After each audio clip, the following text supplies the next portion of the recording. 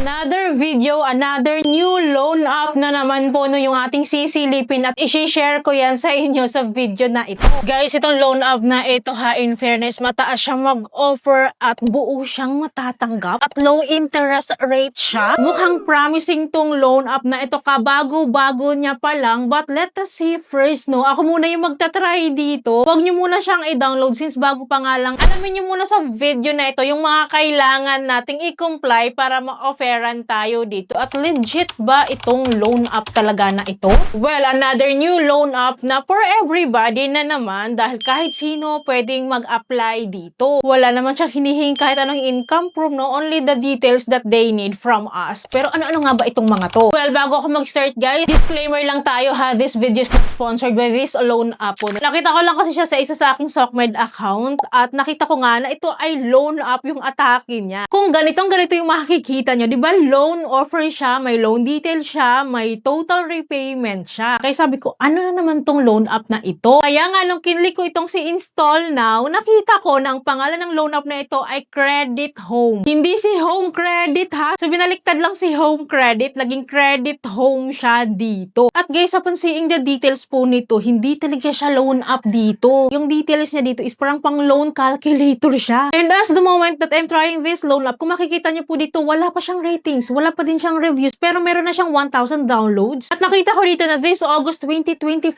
lang pala siya na-release. Talagang makikita mong bagong-bago. Kaya nga naman kapag mga bago, alam nyo na, hindi ko lang siya sinisili po na susubukan ko po siya mismo para makuha nyo or makita nyo yung tamang expectation sa loan app na ito. Baka ma-encounter nyo kasi siya. Hindi ko siya ma-verify or matingnan or masilip sa SEC website. Wala naman po siyang kinasasakupan na lending corporation. Kasi nga ang details niya dito sa Google Play Store po is a loan calculator siya, hindi siya loan app. Nakikita niyo naman yung advertisement niya kanina, di ba? Loan application talaga siya. Kaya nga, I am here, no? Para silipin ulit itong mga ganitong loan app na talagang bigla-bigla na lang umuusbong. Tingnan natin kung pabor ba or maaasahan ba tong loan app na ito. Well, dinownload ko yung app. And then here po, agad-agad, I need to provide my mobile phone number. And then after po niya, no, click lang natin yung OTP. And then hindi po siya magte-text sa atin yung OTP. Parang in-app OTP po siya. So, agad-agad mag-e-enter siya. After po nito, nandito na po tayo sa pinaka-homepage po ni Credit Home. Online loan, no? Diba? Loan app talaga siya kasi meron siyang credit limit na ino-offer po sa atin. And look at the credit limit, guys. 500,000 pesos. Wow. Grabe, ang taas yung mag-offer ka bago-bago pa lang ng loan app na ito. Kaya medyo mapapaisip ka. Legit ba talaga? Kasi kabago-bago niya lang, no? 500,000 pesos agad yung ino-offer niya. Kaya po, keep watching, no? Kasi marami talaga mga details na kailangan yung malaman sa loan app na ito. Hindi kayo pwedeng kumura. Well, kilik ko tong get first loan para makapag-apply ako dito. And then here po, I need to input my basic information here, including my email, loan purpose, monthly, individual income, source of income, industry, education. Don't worry guys, sa source of income naman natin, no, nandiyan si student, si housemaker, si housewife, si pensioner, si unemployed. So you shouldn't be worried, no, about this one. Kasi sabi ko nga sa inyo, no, kailangan natin siya fill upan. Hindi naman sila nanghihingi ng kahit anong income proof. After po nito, we need to input po our full name here, our date of birth, and then itong PCN na to. Itong PCN na to guys, hindi siya kailangan fill upan kasi nakakapag-proceed kahit hindi siya fill upan. Then after po nito is the payment method na. So we can select naman either e-wallet or bank account po. For me sa e-wallet ko po is preferably ko po si GCash talaga dito, no, para mabilis ko siyang manotice. And then after po nito, under review na po agad siya. Ganun lang po kadaling mag-apply dito. Hindi siya nanghihingi ng ID, ng self-verification. O, diba? So, hindi natin alam talaga kung ano talaga yung pinaka-agenda nitong loan app na ito. Kaya wag kumura. Antayin lang natin tong countdown na ito. And right after naman po, no, so nakalagay dito, nagulat ako, already received. Congratulations, you have been qualified for the loan. Kinakabahan ako agad-agad kasi makaka-auto disbursement to kasi already received ba naman? So, I need to click this get money, no, para makita ko yung kanilang offer. So, nung kilik ko siya, guys, ito yung lumabas sa akin. So, look at the loan offer. Grabe, sobrang taas talaga. At this moment, guys, no, nakatapat agad siya sa 100,000. I don't know kung ito yung pinaka-eligible na offer po sa akin. And kung makikita niyo po dito sa 100,000 pesos na loan amount, grabe, no, ang taas kung sakali, no. Kabago-bago pa lang na loan app na ito and medyo mysterious pa siya sa akin. Pero ganito siya mag-offer, 100,000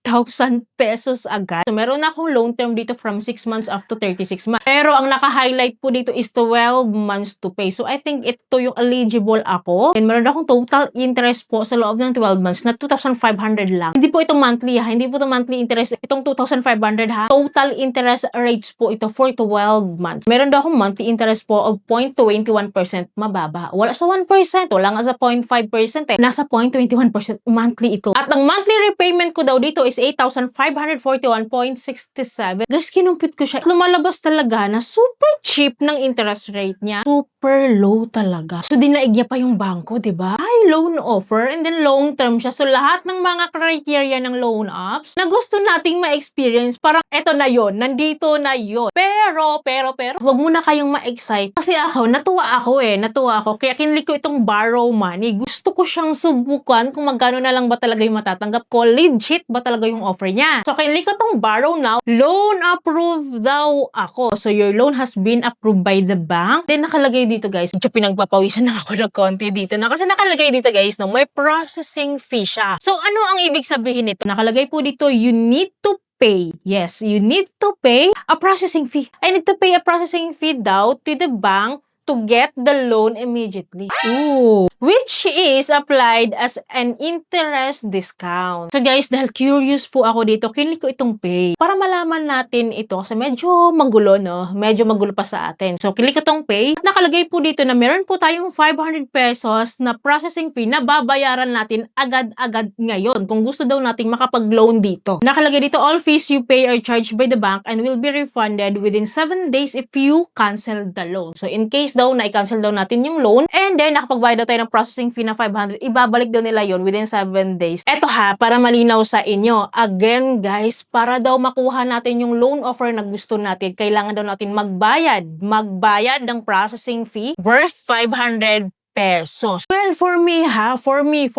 clearly this is scam po. Kaya nga tayo nag-apply ng loan, di ba? Para makapangutang tayo dito. Kasi wala tayong pera. Tapos pagbabayarin pa tayo ng 500 pesos na processing fee. So, do you think ba na kapag nagbayad tayo ng 500 pesos na processing fee, papautangin nila tayo? Ano ang assurance natin na papautangin nila tayo? Kaya for me guys, this is clearly a scam po. Paano kapag everyday, for example, 100 person yung nakapag-try sa loan app na ito, and then yung 100 person na yon nagbigay or nagpay ng processing fee. So, 500 pesos na processing fee times 100 person, meron silang 50,000 pesos for 1 day lang yun. Gets niyo yung point ko? So, clearly a scam yun kapag ganun yung galawan ng mga ganitong loan app. Well, ako lang to ha, assessment ko lang to. Which is, hindi ko siya nakikita ang okay siya. So, please, red flag po itong ganitong loan app. Pag-isipan nyo mabuti, guys. Parang awan nyo na pag-isipan nyo mabuti. Huwag tayong magpakadesperada sa mga ganitong loan app. Kaya pala napakaganda ng offer niya kasi maiinganyo ka talaga na what if nga naman magbayad ka ng processing fee na 500 and then makukuha mo yung loan amount mo. So wala kasing assurance so far nun guys, since bago tong loan app na ito. Since wala pang ratings and review and dahil bagong-bago pa tong loan app na ito, hindi pa natin masasabi guys kung meron na talagang sumubok magbayad ng processing fee. Kaya sabi ko sa inyo, habang maaga pa, nasilip na natin siya, if ever ma-encounter nyo siya, at least meron na kayong idea. Nabigyan ko na kayo ng heads up sa loan app na ito. Kaya sabi ko sa inyo, huwag kayong tira ng mga loan app na hindi nyo pa napapanood yung buong application niya, buong review niya to give you an awareness. Don't worry, palagi pa ako mag-a-update sa inyo. Kaya dapat po nakasubscribe po kayo and click yung bell button para lahat ng videos ko is updated and notified po kayo. So yun lamang po. Thank you for watching this video. Bye!